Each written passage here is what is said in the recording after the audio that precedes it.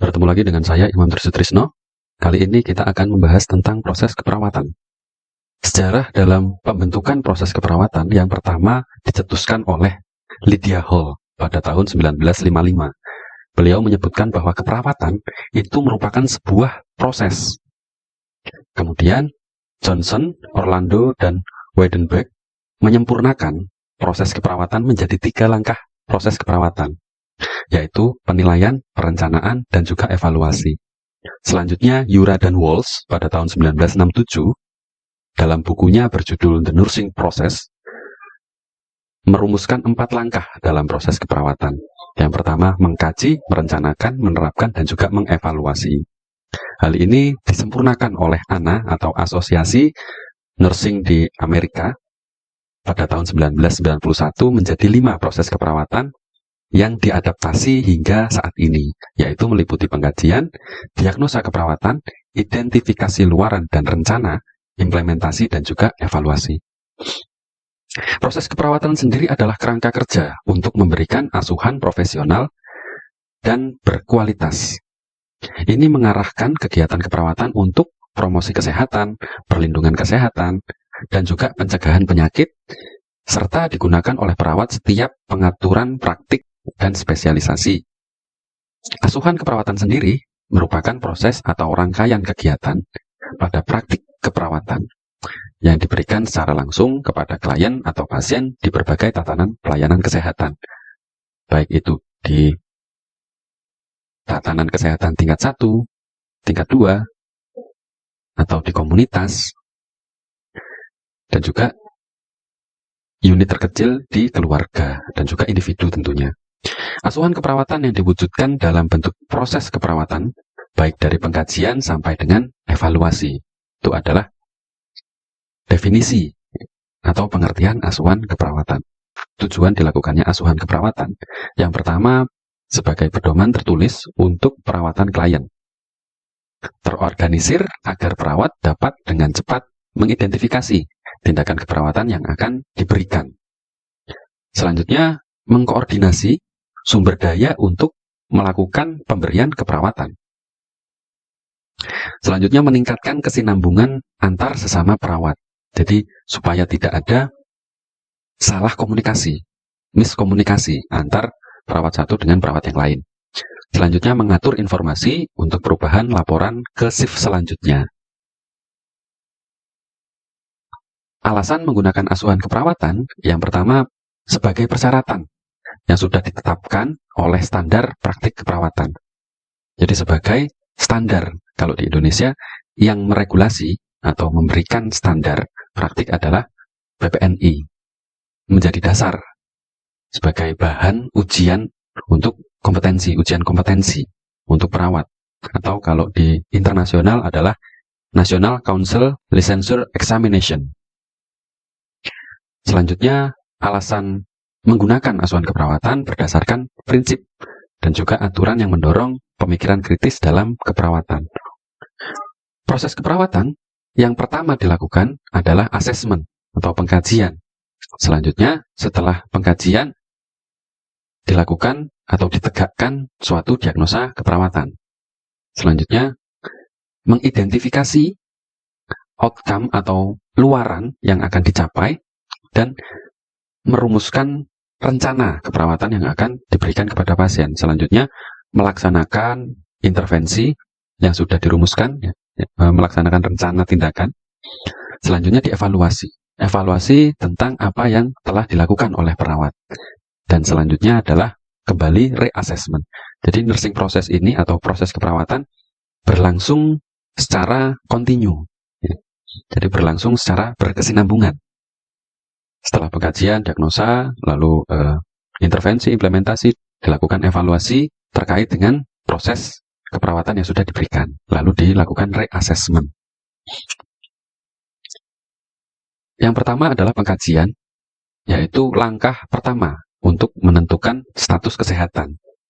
Apakah status kesehatan klien tersebut ditemukan abnormalitas?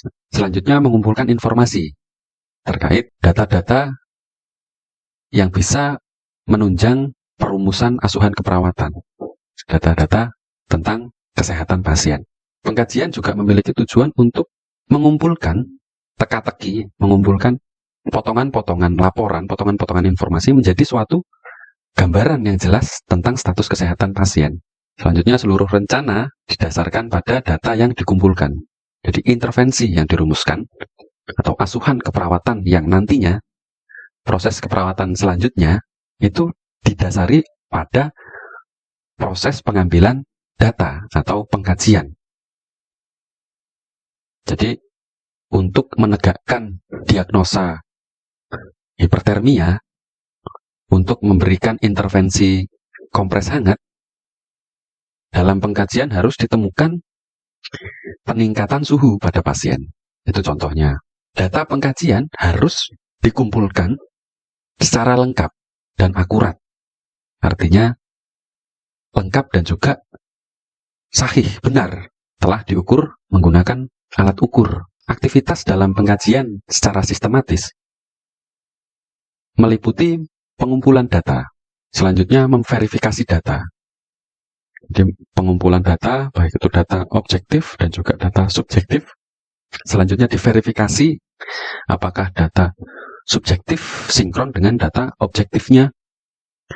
Selanjutnya untuk mengorganisir data atau mengatur data menjadi diklasifikasikan, ya, dikelompok-kelompokkan, dan untuk mengidentifikasi suatu pola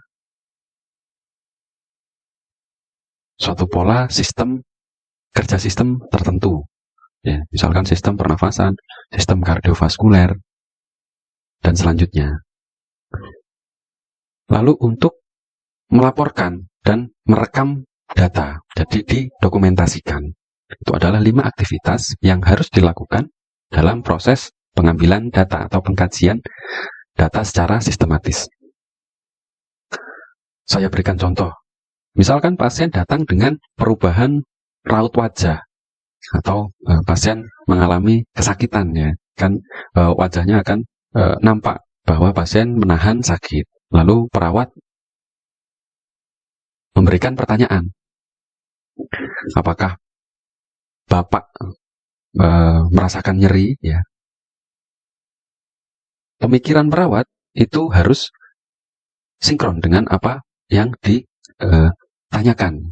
Contohnya, misalkan nyeri, berarti nyeri ini tergolong akut atau kronis. Gitu. Dengan menanyakan, sudah berapa lama rasa sakit ini mengganggu Bapak? Nah, akan terjawab apakah nyeri ini bersifat akut atau nyeri bersifat kronis. Lalu pasien mengutarakan bahwa sudah 8 bulan menderita sakit tersebut. Jenis nyerinya adalah nyeri kronis dan akan mengganggu aktivitas sehari-hari tentunya. Lalu perawat menanyakan lagi ke pasien, nyeri dirasakan pada bagian mana? Lalu klien memegangi daerah tangannya.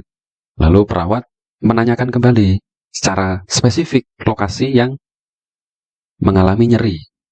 Apakah di daerah lengan atau pergelangan atau daerah lengan bawah. Nah, pemikiran perawat kembali menggali kebutuhan dasar dari si pasien, ya. Jadi berpikir apakah nyeri ini akan mengganggu aktivitas pasien kita, sampai dengan pertanyaan-pertanyaan yang berfokus pada masalah pasien. Selanjutnya pengumpulan data harus secara komprehensif. Dimulai dari laporan perawatan pasien, jadi laporan dari ruangan lain, misalkan pasien dipindahkan dari ruangan tersebut, atau laporan dari UGD, ya, atau poli, jika pasien masuk dari UGD atau poli, dibaca rekam medis pasien, dilanjutkan dengan wawancara awal dengan pasien, dan juga dilakukan pengkajian fisik. Sumber informasi lain juga harus digali, baik itu dari keluarga pasien atau orang penting bagi pasien maksudnya. Lalu catatan keperawatan, catatan medis yang sudah lama, sudah dilakukan, studi diagnostik yang sudah dilakukan, sudah diberikan pada pasien, hasil diagnostik. Lalu selanjutnya literatur yang relevan. Itu adalah sumber informasi yang harus kita gali. Dan pertimbangkan juga usia pasien. Hal ini terkait dengan pertumbuhan dan juga perkembangan si pasien. Data pengkajian yang harus dilengkapi yaitu berupa identitas pasien, selanjutnya diagnosa medis yang diterima, pasiennya dengan apa, dengan penyakit apa, lalu riwayat medis atau bedah jika pasien pernah mengalami penyakit atau pernah mengalami sakit tertentu sampai dengan rawat inap atau penyakit kronis. Selanjutnya saran tindakan lanjutan jika ada saran tindakan yang akan dilakukan. Contohnya pasien dari poli dan disarankan untuk tindakan operasi contohnya. Selanjutnya data laboratorium atau tes diagnostik lain, rongsen, tes diagnostik yang lain ya, kultur urin contohnya atau lain-lain. Data terkait dengan obat-obatan, alergi, layanan dukungan kesehatan yang pasien terima, atau biasanya pasien berobat di mana ketika mengalami gangguan kesehatan. Penilaian psikososial atau budaya pasien juga harus dikaji, keadaan emosional, serta pemeriksaan fisik secara komprehensif. Pemeriksaan fisik meliputi tanda-tanda vital, tinggi dan juga berat, dan pemeriksaan persistem. Persistem artinya pemeriksaan dari mulai B1 sampai B6 ya. Dari mulai pernafasan hingga muskuloskeletal. Atau menggunakan teknik head to toe, pemeriksaan dari ujung kepala hingga ujung kaki. Serta kita kaji resiko komplikasi suatu penyakit. Misalkan luka tekan karena pasien imobilisasi atau resiko jatuh atau resiko terjadinya DVT. Ini adalah data yang harus kita kaji terkait dengan riwayat kesehatan. Ya, ada kelompok-kelompok, ada kelompok sosial, kelompok emosional, kelompok fisik, kelompok intelektual, hingga kelompok spiritual. Jadi pengkajiannya harus tiap-tiap item di kelompok-kelompok tersebut. Setelah kita mengumpulkan data sudah terkumpul, selanjutnya kita mengelompokkan data tersebut ke dalam kelompok-kelompok menurut dengan model keperawatan atau medis. Contoh menggunakan model kebutuhan dasar manusia ya, oleh Maslow. Atau menggunakan format pengkajian yang sudah ada di rumah sakit atau di tatanan kesehatan lain. Hal ini bertujuan untuk membantu mempertahankan fokus keperawatan agar data-data tersebut berfokus di tiap-tiap kelompok supaya bisa mengenali pola kesehatan yang abnormal. Gitu. Pengelompokan berdasarkan sistem tubuh atau defisit kebutuhan. Per sistem atau berdasarkan kebutuhan pasien. Kebutuhan dasar maksudnya. Organisir data pengkajian juga berguna untuk mengidentifikasi diagnosis keperawatan yang berkaitan dengan klien berdasarkan masalah keperawatan yang ditemukan. Ya. Contohnya, semua informasi yang dikumpulkan mengenai status gizi dapat membantu mengidentifikasikan perubahan gizi pasien. Jadi informasi-informasi yang terkait dengan gizi pasien, ya, pola makan, pola minum, ya, frekuensi makan dan sebagainya dikumpulkan sendiri ke kelompok yang membahas tentang status gizi. Hal ini dapat membantu mengidentifikasi terjadinya perubahan dari status gizi pasien. Selanjutnya, setelah kita melakukan pengkajian, lalu mengelompokkan data ya, atau menganalisis data, selanjutnya kita tegakkan diagnosis atau mengidentifikasi masalah. Diagnosis keperawatan ini adalah penilaian klinis tentang respon individu, keluarga, atau komunitas terhadap masalah kesehatan, baik itu yang aktual atau masalah yang sekarang terjadi atau masalah yang bisa terjadi atau potensial. Diagnosa keperawatan memberikan dasar untuk pemilihan intervensi keperawatan. Menjadi suatu dasar pemberian intervensi keperawatan, sehingga tujuan dan hasil dapat tercapai. Penegakan diagnosa keperawatan harus menggunakan penalaran yang sistematis dan juga penalaran yang tepat. Untuk penegakan diagnosa yang baik, perawat harus mengenali tiap-tiap diagnosa, mengenali domain diagnosa, mengenali kelas diagnosa, definisi dari tiap-tiap diagnosa, lalu menggunakan pemikiran kritis untuk mengidentifikasi suatu masalah keperawatan. Tentunya berdasar pada data-data yang telah dianalisis, data-data yang telah dikelompokkan. Hal ini membutuhkan pengetahuan, keterampilan, dan juga pengalaman perawat untuk menemukan diagnosis keperawatan yang tepat. Jadi harus memiliki pengetahuan ya, terkait dengan anatomi, fisiologi, terkait dengan proses keperawatan, ya, mulai dari pengkajian, cara mengkaji seperti apa, tekniknya seperti apa, dan juga pengalaman yang sudah dimiliki oleh perawat tersebut. Dalam penegakan diagnosa juga harus berpikir secara terbuka. Artinya, menerima masukan-masukan hasil dari diskusi antar perawat. Selanjutnya, penegakan diagnosa harus berdasarkan dengan bukti. Bukti yang didapat dari pengkajian tentunya. Ketahui kualifikasi dan batasan Anda. Jadi, jika dirasa tidak menguasai atau tidak tahu, bisa ditanyakan dengan perawat senior. Setelah kita mengidentifikasi masalah, akan ketemu gambaran masalah pasien, gambaran besar masalah pasien. Lalu selanjutnya dilakukan penegakan diagnosa keperawatan. Pada penegakan diagnosa keperawatan, kita harus dapat mengetahui apakah masalah ini aktual atau merupakan masalah potensial. Diagnosa keperawatan aktual biasanya ditandai dengan adanya bukti nyata dari tanda atau gejala diagnosis, seperti defisit volume cairan atau peningkatan suhu tubuh atau kesulitan mobilisasi, dan lain-lain.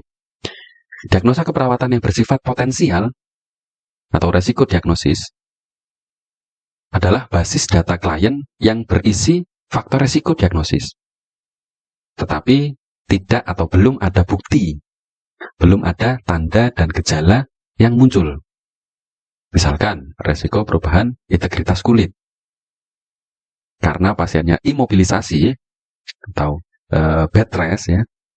Jadi perawat menegakkan diagnosa resiko perubahan integritas kulit. Diagnosis aktual tersusun dari masalah, etiologi atau penyebab, dan juga tanda dan gejala, atau bisa disingkat PES, problem, etiologi, dan juga sign and symptom. Misalkan, diagnosa aktual, gangguan komunikasi berhubungan dengan kendala bahasa, yang dibuktikan dengan ketidakmampuan berbahasa Indonesia. Ini adalah contoh diagnosa aktual. Jadi, ada masalahnya, yaitu gangguan komunikasi, dan ada etiologinya, karena terjadi kendala bahasa, dan juga ada tanda dan gejala, yaitu ketidakmampuan berbahasa Indonesia. Selanjutnya, diagnosa potensial atau resiko, terdiri dari masalah, dan juga etiologi, atau masalah, dan juga faktor resiko, terkait dengan pernyataan yang menghubungkan masalah dengan faktor resiko. Contoh, resiko kerusakan integritas kulit berhubungan dengan obesitas. Masalahnya adalah kerusakan integritas kulit. Masalahnya resiko kerusakan integritas kulit. Faktor resiko adalah obesitas. Jadi karena obesitas ya, atau diaporesis berlebih dan imobilitas itu dapat menyebabkan sebagai faktor resiko timbulnya masalah kerusakan integritas kulit. Cara menulis diagnosa keperawatan menggunakan kata-kata yang telah ditetapkan menggunakan kata perubahan, penurunan, peningkatan, atau kerusakan yang sudah ada di standar diagnosa keperawatan. Tidak menggunakan diagnosa medis. Contoh, diagnosa yang salah, perubahan status gizi berhubungan dengan kanker. Padahal kanker adalah diagnosa medis. Tidak seperti ini. Jangan nyatakan dua masalah yang berbeda dalam satu diagnosa. Ada dua masalah dalam satu diagnosa. Contoh, nyeri dengan penurunan nafsu makan, contohnya. Berhubungan dengan, nah itu salah. Lihat daftar diagnosa dalam buku standar diagnosa keperawatan. Kalau di Indonesia menggunakan SDKI atau standar diagnosa keperawatan Indonesia. Kalau di internasional bisa menggunakan NANDA atau DUNGUS.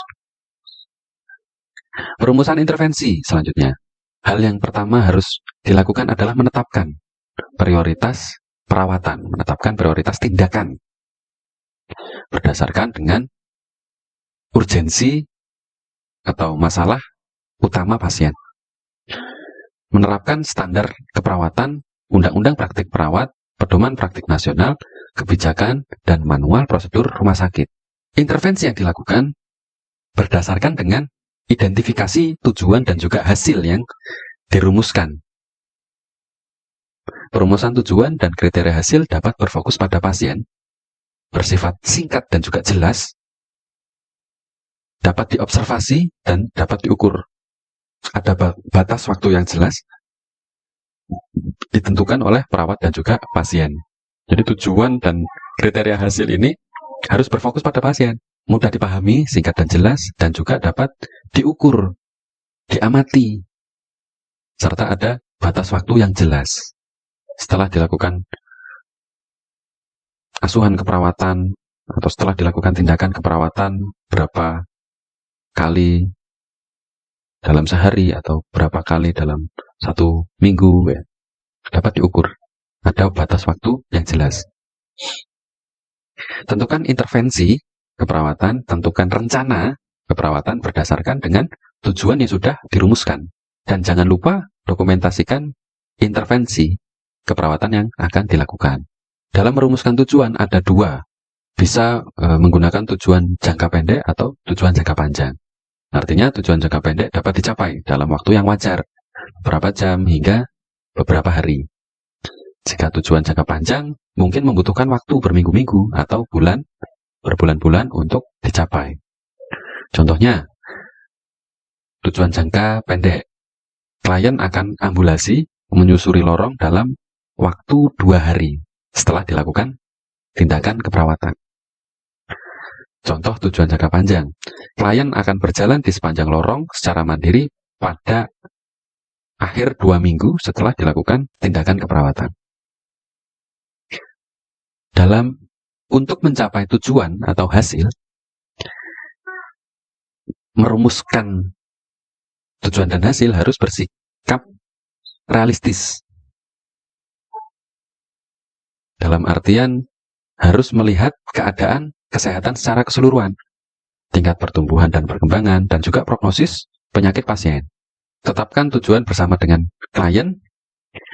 Sasaran harus dapat diukur. Contohnya, tekanan darah dari 150 per 100 menjadi 130 per 90 contohnya, atau 120 per 80. Dapat diukur perubahannya. Mengidentifikasi satu perilaku per tujuan.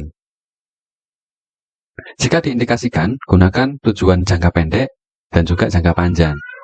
Jika perlu, gunakan frame waktu jangka pendek dan juga jangka panjang dalam pemberian tindakan.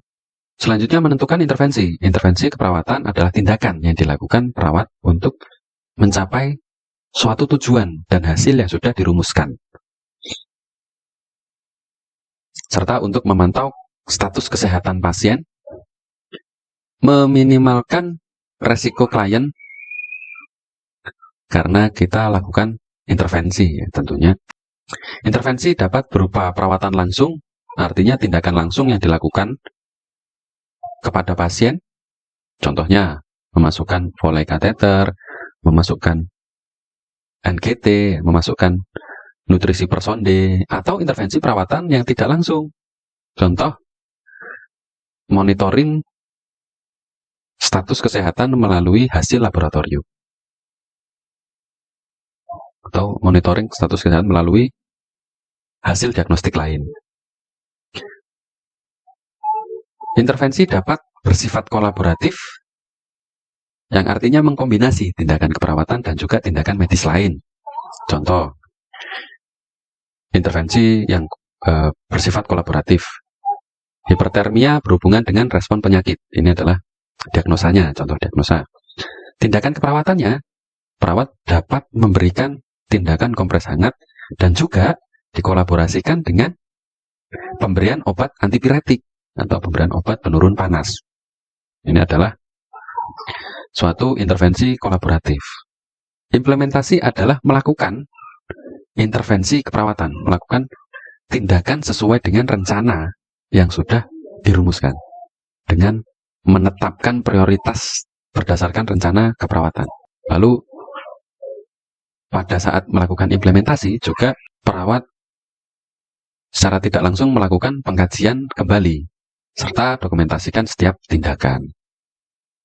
Pada jam sekian perawat melakukan tindakan apa, dilakukan oleh siapa, ya.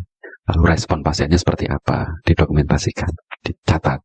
Dalam proses implementasi, perawat juga melakukan pengkajian ulang kepada klien, ya, reassessment. Lalu meninjau dan merevisi rencana perawatan yang ada, mengamati apakah tindakan keperawatan yang diberikan ini sudah sesuai, sudah berhasil, atau membutuhkan revisi rencana keperawatan. Apakah sudah tepat atau kurang tepat. Proses implementasi juga harus ada pengaturan sumber daya dan pemberian perawatan. Mulai dari pengaturan peralatan yang akan digunakan, personil perawat artinya, dan juga modifikasi lingkungan bila perlu. Proses keperawatan selanjutnya adalah evaluasi. Adalah langkah proses keperawatan yang bertujuan untuk mengukur respon klien terhadap tindakan keperawatan dan kemajuan klien dalam mencapai tujuan yang sudah kita rumuskan. Data harus dikumpulkan secara berkelanjutan berdasarkan dengan implementasi yang kita lakukan, reassessment yang kita lakukan selama implementasi tadi. Evaluasi rencana perawatan mencakup penentuan pencapaian hasil. Apakah hasil yang kita rumuskan dengan melakukan tindakan keperawatan ini sudah berhasil tercapai gitu. Jadi misalkan kita menentukan hasil setelah dilakukan tindakan, suhu badan pasien yang tadinya 40 menurun menjadi 37 contohnya. Selanjutnya kita lakukan tindakan keperawatan. Selanjutnya kita evaluasi apakah tindakan keperawatan ini mampu berhasil menurunkan suhu yang tadinya 39 menjadi 37 atau menurun gitu. Jadi harus kita evaluasi. Identifikasi variabel atau faktor yang mempengaruhi pencapaian hasil. Faktor apa saja yang menghambat atau menjadi mempercepat ya, mempengaruhi pencapaian dari hasil yang sudah kita rumuskan. Menentukan, melanjutkan, mengubah, mengakhiri rencana keperawatan yang sudah kita rumuskan. Apakah rencana keperawatan ini dilanjutkan karena masalah belum teratasi, atau mengubah karena rencana keperawatan ternyata kurang sesuai, atau bahkan mengakhiri karena tindakan keperawatan sudah mampu mencapai hasil yang diharapkan. Melanjutkan atau memodifikasi atau mengakhiri rencana berdasarkan hasil yang telah tercapai. Apakah masalah teratasi sebagian atau masalah teratasi seluruhnya, atau masalah belum teratasi.